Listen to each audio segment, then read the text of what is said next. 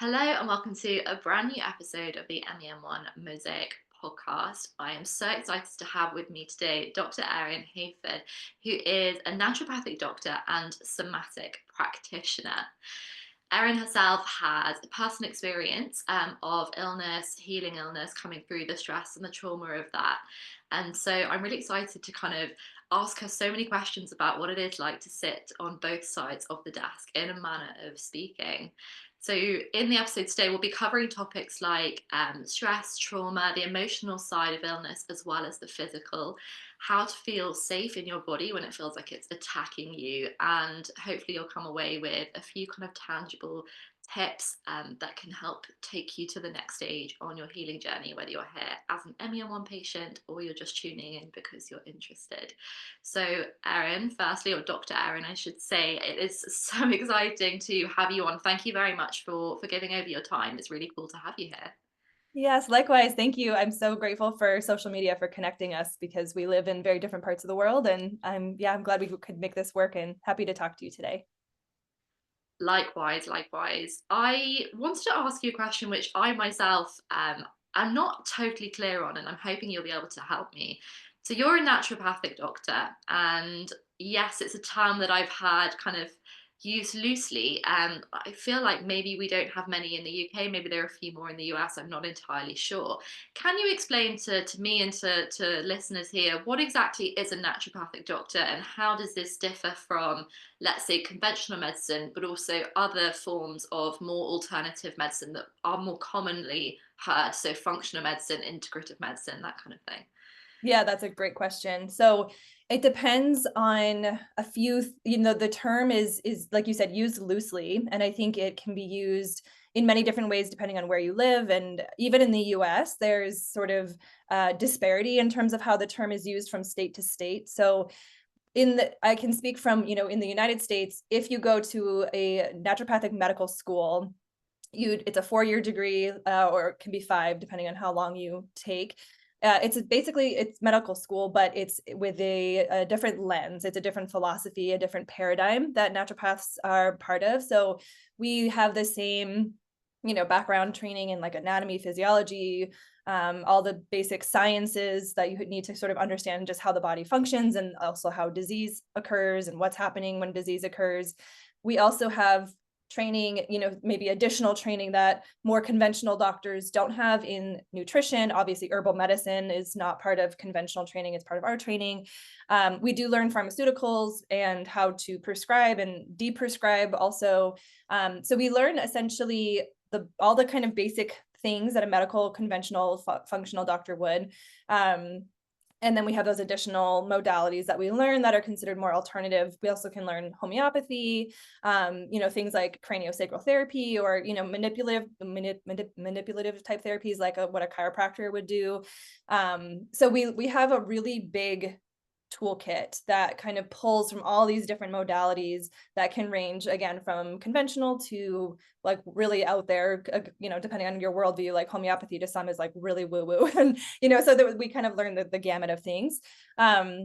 Functional medicine is similar in kind of I would say the philosophy of a naturopathic doctor is that the body can heal itself, and so disease, illness, anything that is so-called like malfunctioning in the body, or any symptom, anything that feels wrong or off, is not a sign that the body is broken or breaking. It's a sign that something in the self-healing mechanism has been sort of thwarted or is blocked, or there's something not, something getting in the way of the body basically maintaining homeostasis and a baseline in the system.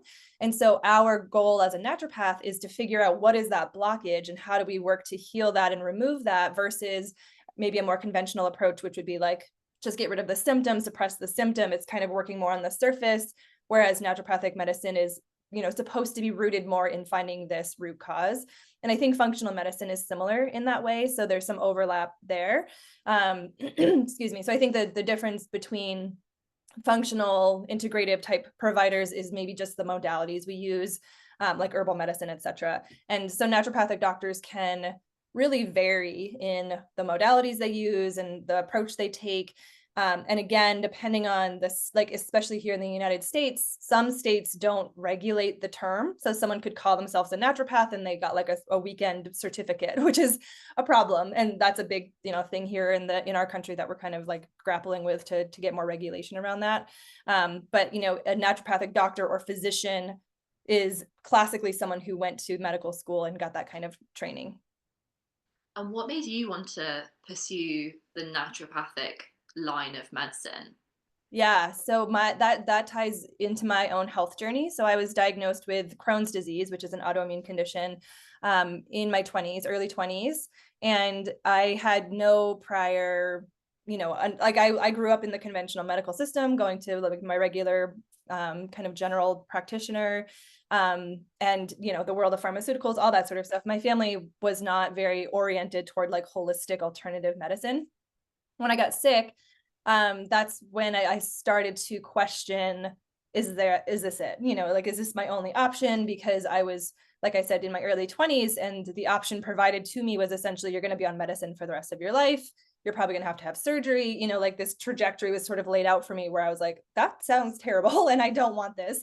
And so I started to slowly but surely just pursue what else is there. And so I started studying nutrition, through nutrition. It's kind of like one piece led to another. Like as I was studying nutrition, then I started to learn about herbal medicine. And then as I was studying herbal medicine, that's when like I learned that naturopathic medicine was a thing.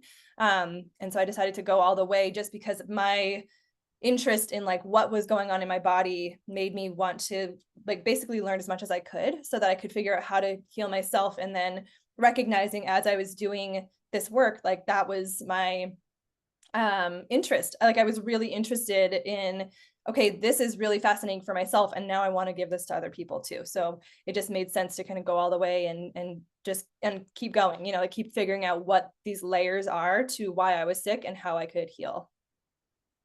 Amazing. And when you were on that journey and you were going through those layers, I'm going to presume that, you found things that worked and you kept them and you stuck with them, and you probably found things that didn't work and you let them go. Are you able to give listeners here an idea of kind of the main things that you found that have helped you, that you've then been able to go on and share with your people, versus the things that, you thought might have worked or that we might hear about kind of being I'm thinking of buzzwords being bandied around, that kind of thing. We love a buzzword, things Yes. that maybe didn't work or did work. I don't want to sound biased, but yeah, Sure. tell me your journey in that respect.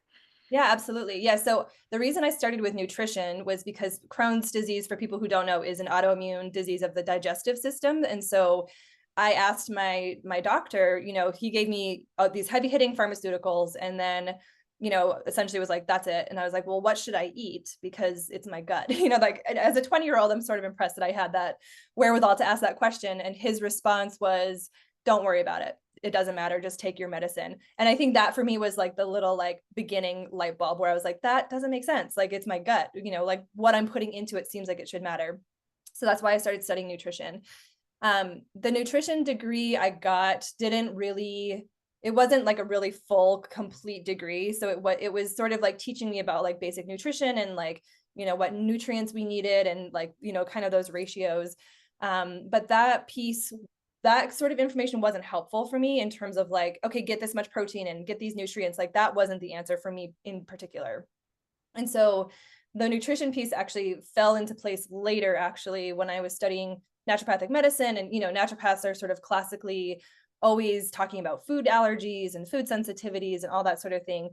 I have mixed feelings about it because as someone who I used to practice really traditionally, like do traditional naturopathic medicine, like I would do all the labs and prescribe things and, do that kind of work. I'm completely specialized in mind body medicine now. So I don't do any of that stuff anymore. Um, Part of the reason I don't do that stuff anymore is because I would do things like food allergy testing, and it would essentially just create a lot of food fear and make people really like, it would make their world really small in terms of what they could eat, and it would make them really afraid of food because if you see something positive on a test, like you're allergic to grapes or whatever, then they're afraid of it, right? They don't want to eat it anymore because then they have this connection of like, grapes make me sick. And so I say that, and then also I was tested positive for an allergy to yeast. baker's yeast and brewer's yeast, which is like in so many things, obviously alcohol, bread, like those sorts of things. That actually was phenomenally like life-changing for me to get that out of my diet, and continues to be a huge trigger for me. So if I eat anything with yeast in it, I can immediately feel sort of like inflamed, and, just like I can tell it's not sitting well in my system. So it's really tricky because on the one hand, like yeast was, again, life-changing for me. I needed that test. I needed to see that that was an allergy. I needed to get that out of my diet. There was other foods I tested positive for, though, like strawberries and eggs, and, kind of more classical, well, strawberries isn't really classical, but like more typical allergies I tested positive for. And now I can eat them without problem. So I actually had to kind of heal my relationship with food because of a lot of that testing I do. So it's complicated, right? So like with the food piece, the nutrition piece, I think it's very crucial. And a lot of your listeners, I know, will know that and be dialed into that. And I think it's about finding the pieces that are like a true blue allergy, like really impactful on your system, versus the ones that maybe are just like not agreeing with your system in the moment and can feel good to take them out. But then eventually like getting them back in, or just healing that food fear, is really crucial, I think, as part of a healing journey. So that one's complicated. I studied herbal medicine, though there was a lot of things with herbal medicine that were helpful in terms of like bringing my symptoms down. But so they kind of acted more as like a pharmaceutical in that sense, where it was like, I would take something for bloating and gas, or, like discomfort or pain in my gut, and it would alleviate that symptom, or something for energy, or something for mood, or whatever. And those things would help, but none of them were getting at the core of why I was sick. So that's what came later in my journey. I was kind of finding all these pieces that were like alleviating symptoms, but the second I took it away, the symptoms would come back, right? And so some of the herbs helped, the nutrition piece helped. The thing that was really like what I was kind of building toward, I think, in all of my studies, was getting to mind body medicine and understanding that there was this deeper mind body nervous system connection going on in my illness. And it wasn't until I started to look at that thing, I found kind of like the more permanent like root of why I was sick. This all lands with me so well. I've personally, in my own journey with ME1, have been on quite a similar experience, particularly around food, intolerances, allergies. You mentioned an expression, food fear, which I haven't heard anyone else use, but actually, as soon as you said it, I was like, yeah, that kind of lands with me. Definitely. It's a really interesting one to navigate, because when you have the head knowledge that, okay, this is something that my body isn't liking, but then actually in the process of applying whatever, diet or exclusion or this, that, or the other we think is going to help us, when that in and of itself creates stress and anxiety, and we're having the opposite effect, it can be so difficult to navigate. And I think that this like portion so far of our episode is going to land so well with a lot of ME1 patients who are, yes, probably kind of tuned in on, gut health. And I think a lot of people now are beginning to understand that this is such a crucial part of health, but actually, that it can be taken to an extreme, and when it, creates the fear that in and of itself is the thing we're trying to heal in the first place.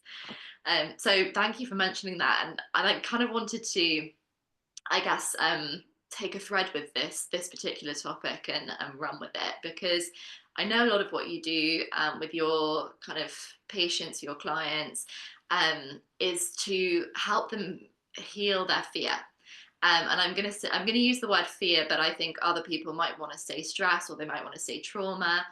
Can you explain how that fits into the body of work that you do? And I know that you have a framework which has helped you with your healing that you then share with other people. Where does kind of emotional health fit into that? How might it help someone in a way that they're not yet aware of?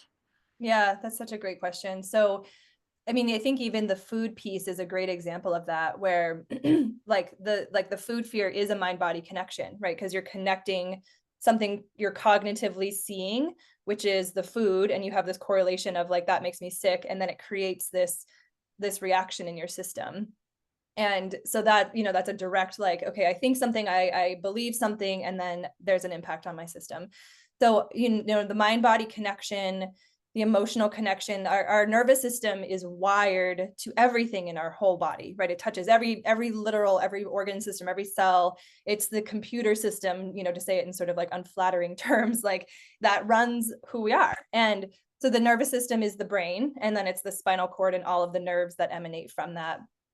And there's different functions of the nervous system, but to break it down into really kind of basic building block terms, we have our kind of what we call the rest and digest side of things. This is like the relaxed, kind of calm, grounded side of our nervous system. This is the state in which our body is able to, as it sounds like, relax, digest food. So if we're not in that state, our body, like our digestive system, doesn't really work all that well. It's where we can heal. It's where cells turn over and regenerate and replenish. So this rest and digest state is the state we need to be in order for our body to do what it needs to do to heal and to be in a state of baseline. When we get stressed, or when we face fear, or we get triggered, or whatever, something kind of stressful or to the like higher end traumatic is happening, our nervous system switches over into what we call fight or flight. And I'm sure everyone's heard of that by now. It's, well known what this is, but so it's fight, flight, freeze, fawn is kind of like how our system can shift into one of these different states. And what's happening when we shift into that state is our system is getting us ready to literally fight the threat, run away from it, which is flight. Freeze is when we think we can't win, we can't fight it, we can't get away from it. So it's like a shutdown mechanism. And then fawning is this newer response that we're learning about, which is essentially people pleasing, where we try to appease the threat and make it happy and do what it needs in order for the threat to go away. So our nervous system is literally like the different nerves and the different neural chemicals, like everything that the nervous system is doing switches when we switch into that state of fight or flight. And in that state, whether we're in fight, flight, freeze, or fawn, our body can't heal. The healing mechanisms are on pause. Our digestive system, as I mentioned, shuts down because it's like, you need to focus on surviving this threat. We will eat the cheeseburger later. Let's not worry about that right now. You need to survive. So digestive system shuts down. Our immune system, which is pertinent to us autoimmune folks, it becomes altered, right? The immune system functions differently. Literally every body system shifts into a state of what do we need to do to help you survive and get away from this threat? And then once the threat is gone, we'll come back into rest and digest. We'll get back to healing and healthy baseline, etc.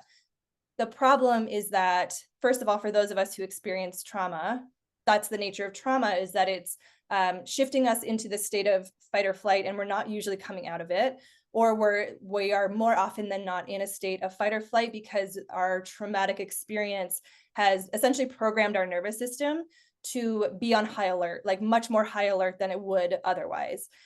The other reality is that we live in, look at the world right now, right? The news is traumatizing, we're in traffic all the time, people are just contentious. I don't know how it is where you are, but my country is having a bit of a problem. And so we just, there's just constant bombardment of stress, right? Our kind of normal, quote unquote, normal life is not really conducive for relaxation and calm and healing and regeneration. We work all the time and, there's just so much stress. And so I think even regardless of traumatic experiences or not, our nervous systems are more often than not shifting into this state of survival, essentially. And that is not a state in which healing can occur. And so, we're kind of constantly inundating our cells in cortisol and all these stress hormones and stress chemicals, and our body is just physiologically not in a state in which healing can occur. And so chronically, long-term, over time, that's going to change how our body functions, right? And so speaking about autoimmunity, if our immune system is chronically shifted into this different state, it just kind of starts to malfunction, so to speak. You can't drive a car without putting oil in it. It's going to start to break down. You have to maintain it and let it rest and refill the fluids and all the things. So that's the way I talk about how and why chronic illness has this really important mind-body connection that we need to be looking at, because kind of speaking again to my experience, if I changed my diet, if I took herbs, if I did these things, it would kind of calm down my symptoms. But the second I took them away, the symptoms came back. And so that is because the nervous system that is sort of running the whole body is still there, basically telling my body to be in survival mode, right? It's still changing my digestive system, how it's functioning. It's still changing how my immune system is functioning. And so until I got into my nervous system and started to calm it down and reprogram it and help it shift out of survival, everything else was just kind of a band-aid, right? It was just kind of calming down this result of my nervous system being in this overdrive state. And so that's why I think of this nervous system, mind body piece as so foundational and crucial, and yet is so often just like not considered when we're looking at like the cause of illness. It's really, really interesting. And I love that you talk about the nervous system and, how this interacts with the rest of the body, because I know from my experience, it wasn't until I branched out of conventional traditional medicine into more alternative kind of paths. And even then, we're talking like getting like way out of like functional medicine. We're talking the wacky, the like the woo-woo healing. Like that's when I first really understood about the nervous system and its interaction with the rest of the systems in the body. And learning that actually, I think as you kind of explained with things like diet and all of that being like a band-aid, when actually the nervous system is in its fight or flight response the whole time. I know I had a similar experience. I was taking supplements and all of this, and actually all I know is that like when I'm stressed, like none of that is making a difference. It really, really isn't. So I'm really glad that you've explained that, and it certainly like landed with me. It made me want to ask you a question, and maybe this kind of relates to your experience as well. I think with illness, particularly when it's something like Crohn's or MEN1, where there's a little more reticence to look at it as a condition that's just brought on by being unhealthy, because actually it can happen to seemingly very, very healthy people. And in MEN1, there's a strong kind of like genetic factor. Um, it can feel as though the like our body is working against us, if that makes sense. And so it's almost like, well, what's the point? Because actually it's just programmed to like not help me out. There's no point like, doing anything. Do you work with people who have like that kind of approach, and did you ever feel that yourself, where you're like, you know what, like I can't do anything because like I can't win? Totally. Yes. I love this question because this is the heart and soul of my work essentially. So when I first got sick, yeah, I mean it to me felt like it ruined my life. And I apologize for my throat. I'm getting over pneumonia, so I'm like hacking and coughing over here. So yeah, I mean, I was 20, 21. I couldn't go to college. I couldn't hang out with my friends. I was very, very anemic, so like I had to stay in bed. I could barely, if I ate something, it immediately went through me. I just was in pain, like like what 20-year-old is getting a colonoscopy and taking medication, like several medications and like laying in bed. Like I just felt like my life as I knew it was over. And as I said, I had been given this trajectory of like, yeah, this is like the best we have to offer you is these pills, and then you're going to have surgery. Like it was just like, it's not really going to get better was kind of the message I was given. And so at that time, like if someone said to me at that time what I say to people now, which is that like illness is happening for a reason, and all this, which I'll get into, I probably would have like been very mad at them, like I would have been like offended, because I was like, this is ruining my life. How are you telling me that there's some like beautiful meaning and purpose in this? But that was, I think, so in retrospect, I can now see my illness took me out of life, which it tends to, right? Like illness tends to take us out of life. It creates a barrier for us to engage in life in the way we used to, in some way, like to varying degrees. Some of us are completely out, like I was, like I couldn't do anything. Some of us have like some things we can't do as well. Like I have a podcast that I was just talking to somebody where he was a bicyclist, and he like couldn't get on his bike because of his illness. He could do other things, but he couldn't do this one thing he really loved. So, there's varying degrees to which illness gets in the way of life. And now, again, in retrospect, I can see that that was the point, because the way I was living my life up to that point, I was raised by a people pleaser and a narcissist. So I had this dynamic modeled for me of like, your needs don't matter. So it's like the fawn response that I was sort of like constantly in, like make everyone else happy, keep everyone happy, keep the anger away, like, but kind of appease the narcissistic parent, make sure that make sure they're happy so that nothing scary or harmful happens. So my nervous system was like from day zero, from moment zero, just primed in this environment in which I was told, like, the world isn't safe unless the people around you are happy, and it's your job to do that. And so everything in my life was reflecting that, like the relationships I had, the friendships I had, the way I was showing up to life was just this constant, like, who do I need to be to make everyone happy? How do I need to show up in the world to keep it safe? And, I like wasn't myself. I didn't really know who I was. I was going to school, the school that my sister went to. Like, I was just kind of like doing what other people did because I thought that that's what it meant to be a person, right? Was to just like do what everyone wanted. And so when I got sick, I couldn't do any of it anymore, right? It took me out of that life and it forced me into bed. And I like had to just like I said, I couldn't like do the normal things. And I felt very different from everyone else in my life. And it put me on this different path that I probably wouldn't have been on otherwise, where then I started to study health related things, right? Nutrition, herbal medicine, all the way to where I am today. And it was because of that illness and that journey that I started to recognize, like, I'm not living my life like for me, like I don't even know who I am. Like, I'm who everyone else needs me to be. I'm behaving in this way that is completely ignoring what, like, I would have these like feelings in my body that would feel uncomfortable where I'd say yes when I really wanted to say no, or I didn't want to do something, but I would force myself to do it anyway, because again, I was just so in this mode of like, that's what you have to do to be safe and to survive. And so I was ignoring these inner sort of like discomforts in my body because I didn't feel safe doing anything else. And so it's almost as if the illness was this huge, like this finally like big internal message in my system that was like, okay, if you're not going to stop, we're going to stop you, because this is not sustainable. This is not why you're here. I mean, to even take it a point further, like it's almost as if that the illness like had to happen. It all had to happen in this way so that I could learn what I learn in order to teach other people. That's kind of how I see it now. So I got to that point of recognizing, yeah, just like my childhood trauma, the way I was showing up in the world, like how I was so off track of who I really am and how misaligned I was with what is like true for me.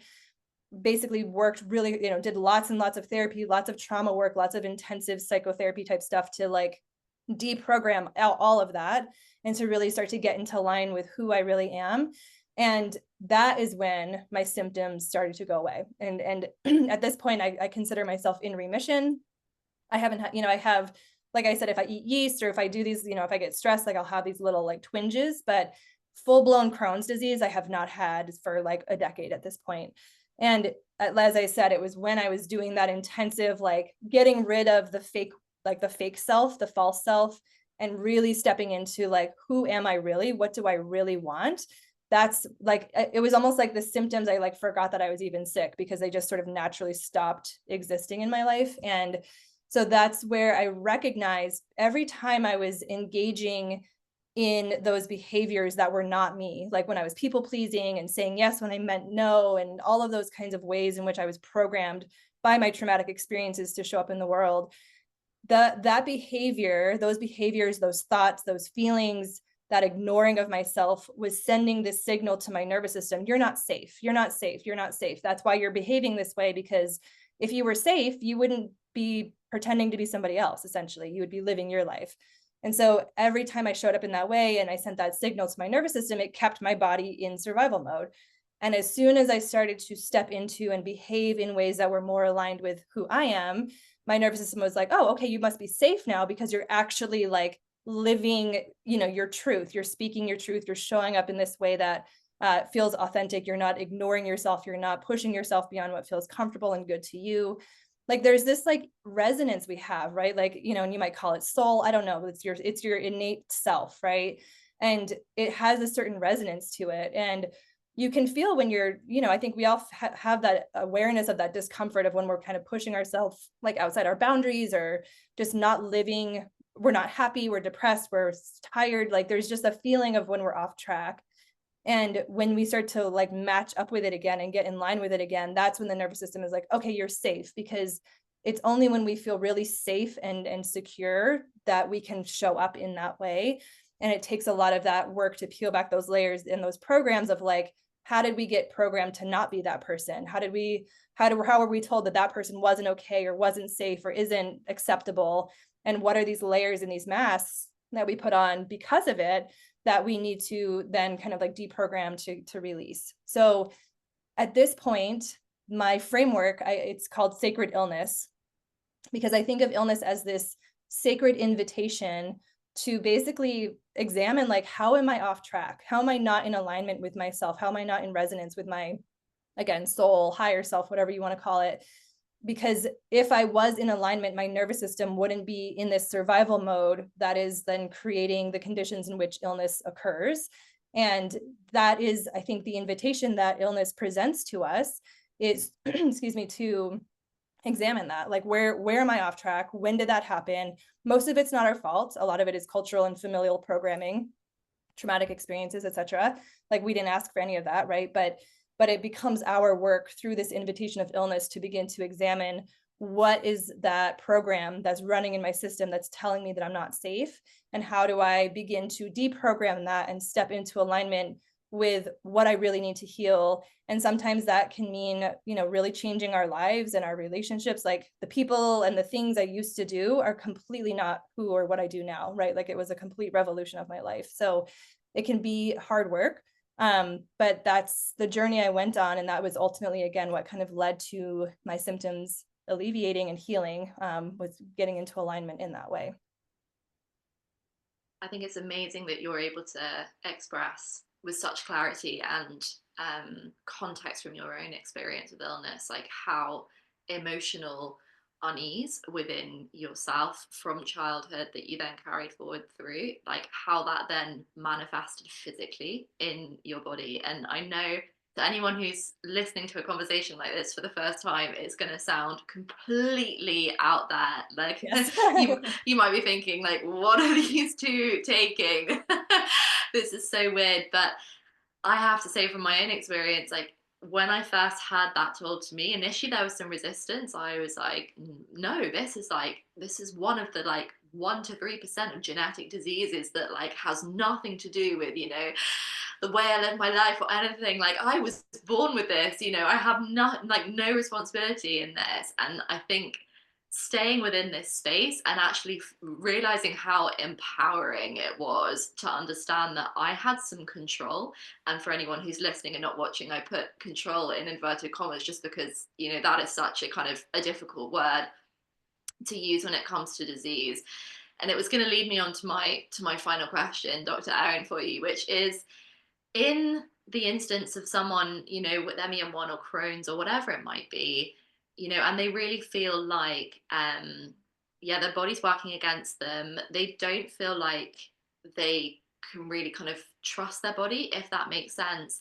Are there any kind of really tangible practices or things other than those you've mentioned? I know you've talked about things like we've talked about diet, nutrition, and that sort of thing. But from a kind of nervous system point of view, is there anything that you share with your clients, whether it's like a kind of daily habit or anything like that, that someone could take away from this episode and know that actually they're going to have just that tiny little bit more control when they're able to practice this little act or habit, as they say?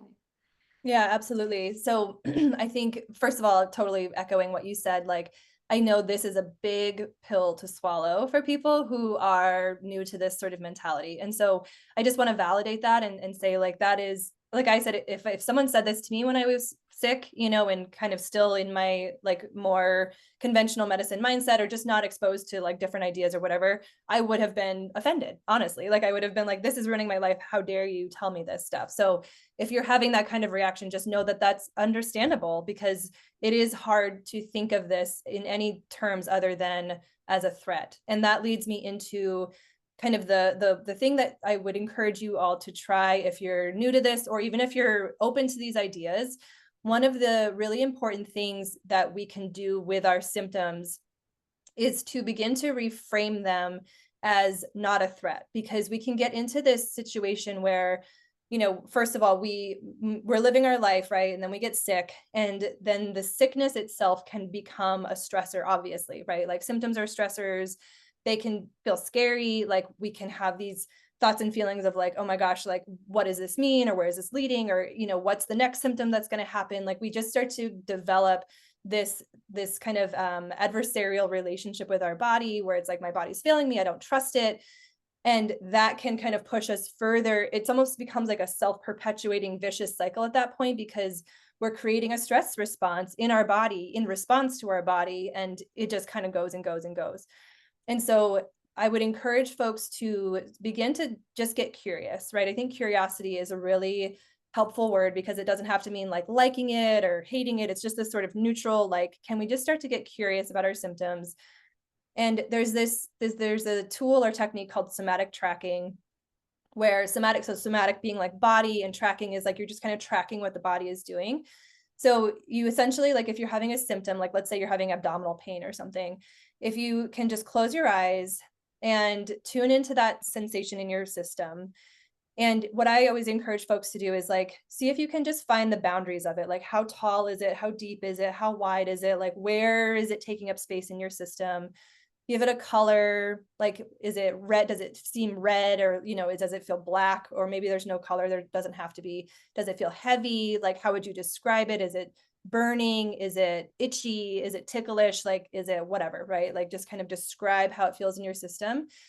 And then you just sit with it for a moment. And so you're just kind of feeling that sensation. You're feeling that shape. You're feeling where it takes up space in your system. You're feeling the sensation of that symptom. And really what you're trying to do is shift this mentality from like, it's a symptom and it means this, and like the fear that can start to build off of that, and just shift into experiencing it purely as a sensation. Like, okay, there's this heavy sensation in my gut. And you just sit with it and see if you can give it permission to do what it wants to do. Like, it's like, again, that curiosity of like, if I just sit with it and watch it, kind of like I'm watching TV, can I just be this neutral observer where my body is the container of this symptom? Can I just watch it and see what happens next? And as you're sitting with it and watching it, and if you start to find that it's like moving or growing or shift or like changing locations or shrinking, as you're like sitting with it and breathing with it and trying to like, I use this phrase like relax around it, so like usually when we have a symptom, we're like, oh, like we tense around it, or we get stressed, or we kind of like, our body can start to shut down around it. If we can relax around it and give it permission to move, and then if it does move, if it does change, allow that change that you're feeling in your body to be some sort of signal to you that it's not at least 100% physical. Because if it was 100% physical, it would stay exactly where it was. It wouldn't change locations. It wouldn't change at all. It would just be right there in your system, right? But if you start to experience it like moving or growing, or if emotions start to come up, or sometimes people have like memories pop up when they do this work, this is like somatic work 101. It's starting to give you clues of like, there's some emotion attached to this, or there's some memories attached to this, or if it's moving, then there's something else going on here that's not just physical. And I want that to just see how that can allow you to maybe crack a little bit into this mindset of like, it's physical and it's harmful and it's, my body's failing me, and try to see it as like, it's this communication. It's this thing that's holding something. It's holding information. There's maybe more here than meets the eye. And if I just sit with it and allow it to move around in my system, like if I get curious about it, like what happens next, basically, like if I just ask that question, like what happens next? What do I notice if I just sit with it in this more neutral way? That's how we begin to open up communication with our system, and we start to understand, or at least just like have a different relationship with it. And the idea of somatic tracking is, as we're like tracking and feeling this sensation in our body, it starts to take away some of that fear of like, okay, it's not just destroying my body. It's not just like my body failing me. Like it just feel, you can just get a sense of like, there's maybe something more to this. And what happens if I start to be curious versus like shutting it down, fighting against it, closing it off? I'll just leave it with this, where the body symptoms, like if we start to think of like the body and symptoms as trying to get our attention, if they're trying to get our attention, if we're willing to switch into that mindset, what happens if we just, even in the slightest bit, get a little bit curious and a little bit willing to just be with it, allow it to be there, and see what happens next? And anything that starts to come up can start to give you that information of like, okay, maybe there's something more here. And then, we can kind of take it from there in terms of like how we explore it or sit with it. But that's a kind of a basic exercise that we can do to start to open that door into this like other world essentially. I really love that, and particularly what you said about trying not to see the symptom as purely physical, but like emotional as well. Because if it were physical, then it would change. It wouldn't change. It would stay exactly the same. And that's for me. That's like that's blown my mind. Really, it has. And I all I know is that anyone listening back to this is probably going to feel the same now, because to see symptoms and to see illness, disease in such a different light is so refreshing. I know that from my own experience. I know that from what listeners have told me, and I am certainly very grateful for the time that you've so generously given to this podcast, to this episode. And I want to thank you and just say, all the best with all the work that you are doing. It's absolutely incredible. You really are helping like shift, paradigms completely with, medicine and also personally as well, the emotional journey, which we talked about as being really really part of disease, of illness, and I'm very very grateful for your time, so thank you. Thank you so much, Lizzie. It's been such a pleasure. I could talk about this all day, so I appreciate the opportunity. Likewise, and I'm hopefully we'll have you back on at some point in the future too. Yes, please. I'd be happy to.